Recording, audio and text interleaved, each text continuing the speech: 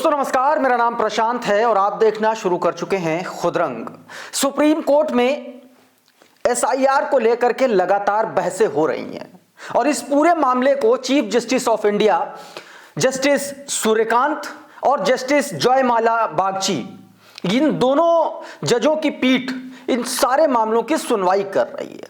चाहे वो एसआईआर प्रक्रिया की तारीख आगे बढ़ाने वाली याचिकाएं हों या फिर एसआईआर को संवैधानिक चुनौती देने वाली याचिकाएं हों, दोनों अलग अलग तरीके की याचिकाएं हैं और दोनों अलग अलग तरीके के मामलों पर, दोनों ही मामलों पर ये दोनों जज सुनवाई कर रहे हैं। बुधवार को भी इस मामले में सुनवाई हुई और गुरुवार को भी इस मामले में सुनवाई हुई, लेकिन एक टिप्पणी ऐसी है जो पूरा का पूरा मोदी सरकार और ज्ञानेश कुमार का खेल गड़बड़ा सकती है, क्योंकि जिस तरीके से 2 महीने की डेडलाइन देने की बात कही जा रही है, उससे अब कहीं ना कहीं इस पूरे सिस्टम पर, इस पूरे तरीके पर ही सवाल खड़े होने लगे। दोस्तों, chief justice of India justice Suryakant और जस्टिस जयमाल्या बागची ने एक बहुत अहम टिप्पणी की और वो टिप्पणी है एसआईआर की प्रक्रिया को आगे बढ़ाने को लेकर के।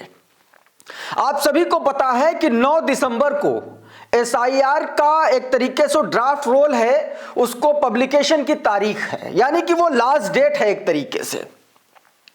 अब इस पर पश्चिम बंगाल की तरफ से पेश हुए अधिवक्ता ने दोनों जजों से एक बड़ा गंभीर सवाल कर लिया और ऐसा सवाल कर लिया कि जजों को भी आखिरकार यह मानना पड़ा, यह कहना पड़ा कि अगर आप कोई ऐसा केस लेकर के आते हैं तो अदालत जो है इस पूरी प्रक्रिया की तारीख आगे बढ़ा देगी। क्या कुछ पूरा मामला है, मैं आज आपको पूरा विस्तार से बताने जा रहा हूं। आपको बताऊंगा कि किस तरीके से बीएलओस पर बहुत जबरदस्त दबाव है। पूरे देश के तमाम सारे राजनेता, तमाम सारे राजनीतिक दल किस तरीके से एसआईआर की प्रक्रिया की तारीख आगे बढ़ाने की मांग कर रहे हैं और लगातार बैठकों का दौर जारी है, प्रोटेस्ट हो रहा है, उसके बारे में भी आपको बताने की कोशिश करूंगा और वो सच बताऊंगा जो आप लोगों को बताया जा रहा, दिखाया जा रहा है, जिसमें यह कहा गया कि एसआईआर कराने का अधिकार जो है वो निर्वाचन आयोग के पास है। तमाम सारी खबरें हैं, लेकिन सबसे पहले जरा इस खबर पर गौर करिए। यह हिंदुस्तान की खबर है। इसमें बताया गया तो आगे बढ़ा देंगे प्रारूप मतदाता सूची के प्रकाशन की तारीख। यह चीफ जस्टिस ऑफ इंडिया की तरफ से बयान दिया गया, बाकायदा टिप्पणी की गई, मौखिक टिप्पणी की गई, जिसमें कहा गया कि जरूरत पड़ने पर वो मतदाता सूची के ड्राफ्ट के प्रकाशन की तारीख को अदालत आगे बढ़ा सकती है। और यह टिप्पणी उन्होंने पश्चिम बंगाल और तमिलनाडु की याचिकाओं पर सुनवाई के दौरान की गई। पूरा मामला क्या है, इस पूरे मामले पर सुनवाई चल रही थी और सुनवाई के दौरान जो है जस्टिस सूर्यकांत और जस्टिस जयमाला बागची की पीठ ने इस पूरे मामले पर मौखिक टिप्पणी की और कहा कि 9 दिसंबर और ये जो मौखिक टिप्पणी की वो तो की और इस पूरे मामले को कहा कि अब हम इस पर 9 दिसंबर को आगे सुनवाई करेंगे। दोस्तों, एक बात और मैं यहां पर आपको बता दूं कि 9 दिसंबर वही तारीख है जो लास्ट डेट एसआईआर की है। अब इसी पर पश्चिम बंगाल की तरफ से पेश अधिवक्ता ने इन दोनों जजों से सवाल किया कि क्या एसआईआर द्वारा जो समय सारिणी दी गई है वो 9 दिसंबर ड्राफ्ट रोल के पब्लिकेशन की भी वही तारीख है, यानी कि सुनवाई की तारीख और ड्राफ्ट रोल की तारीख दोनों मैच कर रही हैं। तो इस पर कहा कि क्या आप ये जो तारीख दे रहे हो और इस मामले में अगर कुछ ऐसा मामला बनता है कि तारीख आगे बढ़ानी पड़ी तो आप क्या बढ़ाओगे? उस पर सीजीआई ने क्या कहा, देखिए आपकी स्क्रीन पर है, कहा कि तो क्या यदि आप ऐसा कोई केस बनाते हैं तो हम उन्हें, यानी कि निर्वाचन आयोग को तारीख बढ़ाने का निर्देश दे सकते हैं। क्या वो तारीख अदालत के लिए यह कहने का आधार हो सकती है कि हमारे पास कोई शक्ति नहीं है? यह सवाल किया अधिवक्ता ने। तो अदालत ने कहा कि अदालत हमेशा आदेश दे सकता है। इसके साथ ही पीठ ने भारत के निर्वाचन आयोग को तमिलनाडु और पश्चिम बंगाल की याचिकाओं पर अपना जवाबी हलफनामा दाखिल करने का भी आदेश दिया है। 1 तारीख को पीठ ने कहा कि तमिलनाडु से जुड़े मामले की सुनवाई 4 दिसंबर को होगी और पश्चिम बंगाल के जुड़े मामले की सुनवाई 9 दिसंबर को होगी। कोर्ट ने यह भी बताया कि केरल में 99% जो एसआईआर फॉर्म है, जो गणना प्रपत्र हैं, वो वितरित हो चुके हैं और 50% काम पूरा हो गया। डिजिटलीकरण भारत के निर्वाचन आयोग ने सुप्रीम कोर्ट ने बुधवार को केरल में मतदाता सूची का विशेष गहन पुनरीक्षण स्थगित करने की मांग का विरोध भी किया था। लगातार एसआईआर की डेट आगे बढ़ाने का निर्वाचन आयोग विरोध कर रहा है, और जबकि देखिए कि बीएलओज काल के गाल में समा रहे हैं, सुसाइड कर रहे हैं। यह बदतमीजी देखिए चुनाव आयोग की, और यह बदतमीजी इसलिए कह रहा हूं क्योंकि आगे की जो मैं खबर आपको बताऊंगा वो देख करके आप चौंक जाएंगे। ये देखिए, हेडलाइन पढ़िए। यूपी में एसआईआर की धीमी रफ्तार, 20 दिन में 20% भी काम नहीं हो पाया, 20% भी काम नहीं हो पाया है। ये हालात है, ये उत्तर प्रदेश के दोस्तों हालात हैं। और चुनाव आयोग अपनी जिद पर अड़ा है। बीएलओज जान दे रहे हैं, मौत हो रही है, नौकरी जा रही, बर्खास्तगी हो रही है, टेंशन में है, ब्रेन हेमरेज हो रहा है, हार्ट अटैक हो रहा है, लेकिन वो अदालत में देखिए क्या कह रहा है, विरोध कर रहा नहीं, हम तारीख नहीं आगे बढ़ाएंगे। बताइए, 20% काम उत्तर प्रदेश में पूरा नहीं हुआ। अगर गणना प्रपत्र फॉर्म सबमिट नहीं किए गए तो क्या होगा उन वोटर्स का? क्या उनके नाम काटे जाएंगे? और काटे जाएंगे तो किस आधार पर काटे जाएंगे? क्या इस आधार पर कि इनको फॉर्म ही नहीं मिला, या फिर इस आधार पर कि वो फॉर्म भर नहीं पाए, वो इतने पढ़े लिखे नहीं हैं, या फिर इस आधार पर कि उत्तर प्रदेश में कई जगहों पर सफाई कर्मचारियों तक को लगा दिया गया है ये काम करने के लिए, जो खुद उसके काबिल नहीं, वो दूसरों को क्या समझाएंगे?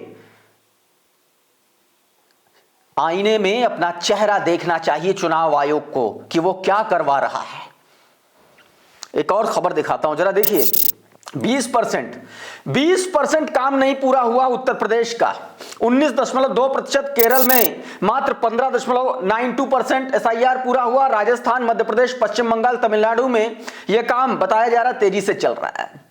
23 नवंबर की रिपोर्ट के अनुसार उत्तर प्रदेश समेत 12 राज्यों और केंद्र शासित प्रदेशों के एसआईआर का काम 4 नवंबर से प्रारंभ हुआ, और 12 राज्यों और केंद्र शासित प्रदेशों में कुल 50.97 करोड़ मतदाताओं से अधिक मतदाताओं का एसआईआर होना है, जबकि 20 दिनों में सिर्फ 20.02 करोड़ मतदाताओं का ही काम हो पाया है। 51 करोड़ के आसपास मतदाताओं का काम होना है और हो पाया है सिर्फ 20 करोड़। बताइए, 20 भी करोड़ नहीं, 19.02%, 19 करोड़।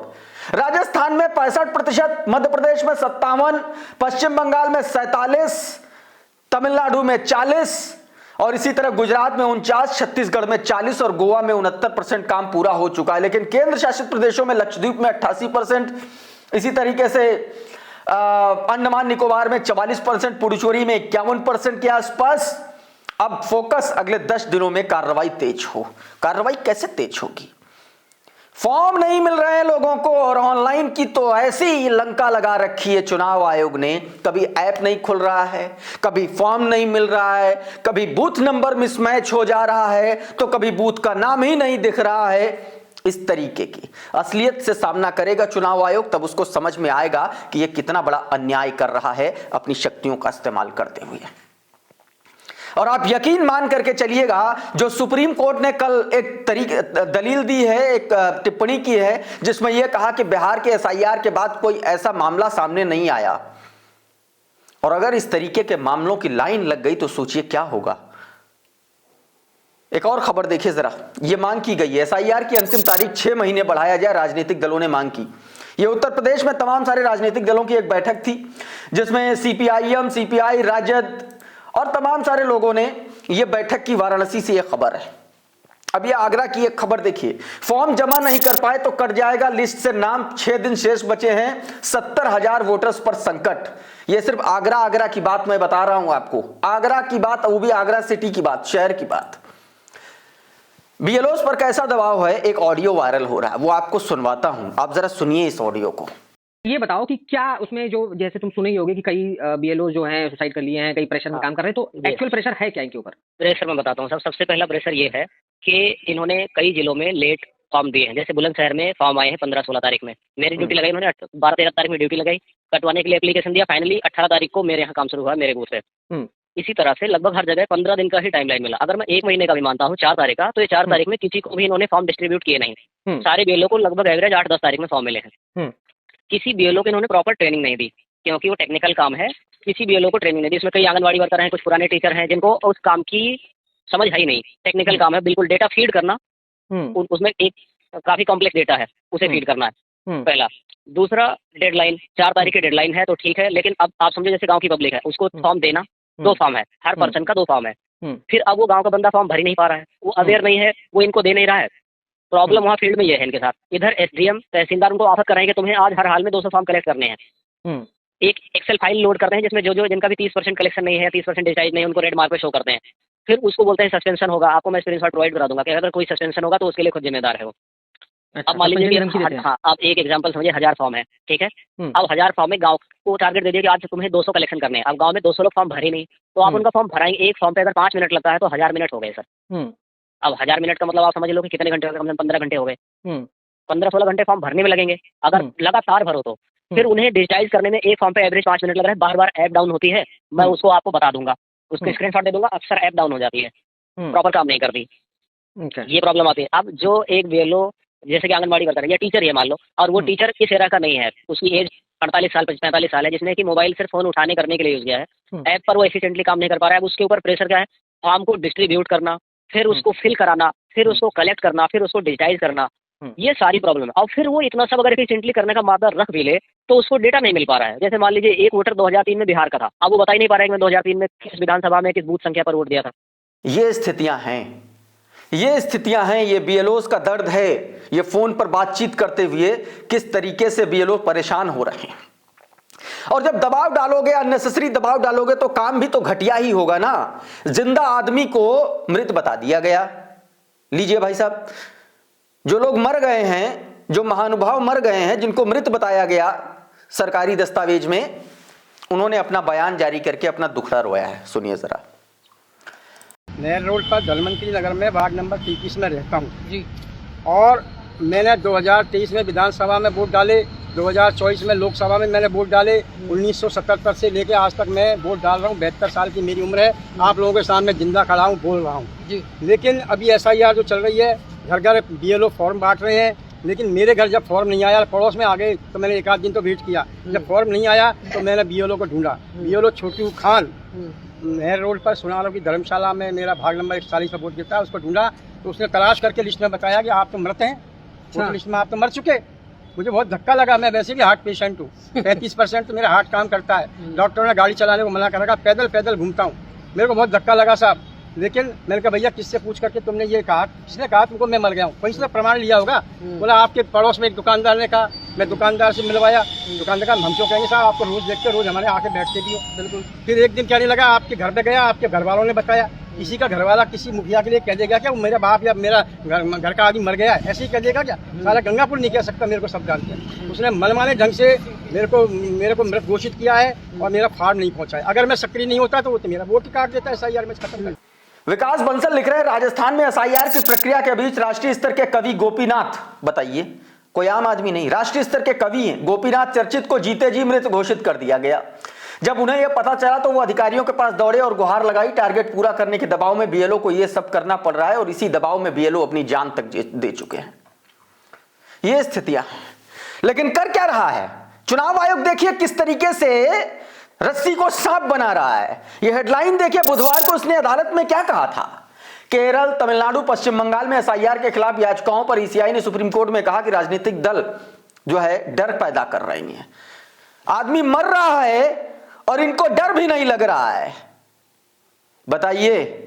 और इनको एक गिफ्ट भी दिया है मोदी सरकार ने। उस गिफ्ट के बारे में मैं आपको अभी अगले वीडियो में बताऊंगा। लेकिन ये देखिए किस तरीके से लोग मर रहे हैं और किस बेशर्मी पर आमादा है चुनाव आयोग। आप बताइए। कुल मिलाकर के कहना सिर्फ यह है कि सुप्रीम कोर्ट में अभी एक उम्मीद बाकी है एक उम्मीद इस बात को लेकर के जो सारा काम 9 तारीख को पूरा होना है, हो सकता है कि उसकी तारीख आगे बढ़ जाए, लेकिन इन सब के बीच कोई नया गेम अगर सेट नहीं हो गया तो। इस वीडियो में बहरहाल इतना ही। बहुत बहुत शुक्रिया, बहुत बहुत धन्यवाद। आप जुड़े रहिए आपके अपने चैनल खुदरंग के साथ। नमस्कार।